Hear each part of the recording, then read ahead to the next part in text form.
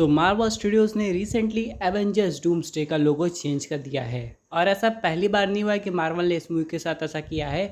Avengers end game, infinity war और even Thunderbolts जो कि अभी आई है, उनका भी लोगो टाइम टू टाइम बदल रहा था। आखिर मार्वल ऐसा क्यों करता है? बहुत लोग कहेंगे ये सिंपल एक प्रमोशनल कैंपेन है ताकि मार्वल को दोबारा पब्लिक याद कर सके और जान सके कि हाँ भाई, एवेंजर्स डूम्सडे आने वाली है। वही लोगों के पीछे इसका एक लॉजिकल रीज़न भी है। हल्की फुल्की ट्विक यहाँ पे फैंस की क्यूरियोसिटी बढ़ा देती है कि आखिरकार मार्वल ने ऐसा क्यों किया। जैसे कि बात करें उस समय की एवेंजर्स एंड गेम लोगों की, तो जिस तरीके के लोगों में क्रैक्स दिखाई दे रहे थे, उससे ये साबित हो रहा था कि यहाँ पे भले रिवर्स स्नैप करके सब कुछ ठीक कर दिया गया, लेकिन फिर भी वो कोई परफेक्ट चीज़ नहीं है, कुछ कमियाँ रह गई हैं।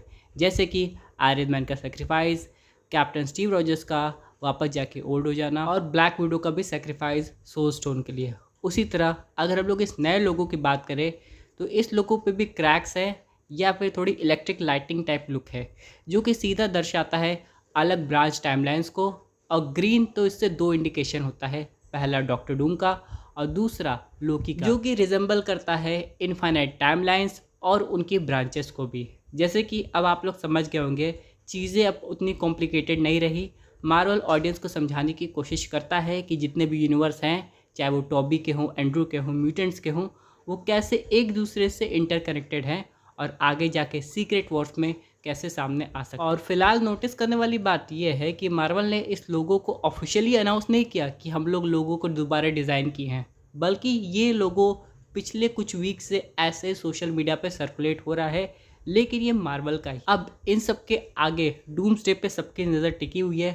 लेकिन वहीं अगर हम लोग बात करें डिज्नी के सीईओ की, जिनके अंडर मार्वल स्टूडियोज़ का बैनर आता है, वो फ़िलहाल मार्वल स्टूडियोज़ की 2026 की स्लेट से कुछ खास इम्प्रेस नहीं है।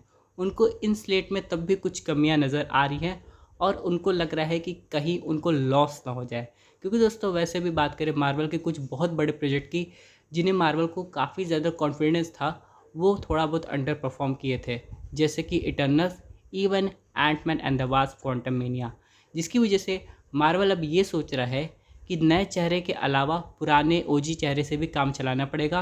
इसलिए उसने एक बहुत बड़ा लीप लिया और क्रिस इवंस को एज अ कैप्टन अमेरिका नहीं, बल्कि as a Johnny Storm, Deadpool और वुल्वरीन में दिखाया। नतीजा ये हुआ, ह्यू जैकमैन के आने से ये मूवी हिट तो ऑलरेडी कंफर्म थी, लेकिन Chris Evans as a Johnny Storm इस मूवी को और बूस्ट दे दिए, जिसकी वजह से मार्वल को ये कंफर्म हो गया है कि अगर आगे मूवी चलानी है तो ओजी चेहरों का सहारा लेना ही पड़ेगा। और उसके लिए वो यहाँ पे क्रिस इवंस को मल्टीपल कॉन्ट्रैक्ट्स में बांधने की कोशिश करने वाला है, जिसके बारे में हम लोग अगली वीडियो में काफ़ी डिटेल से बात करेंगे।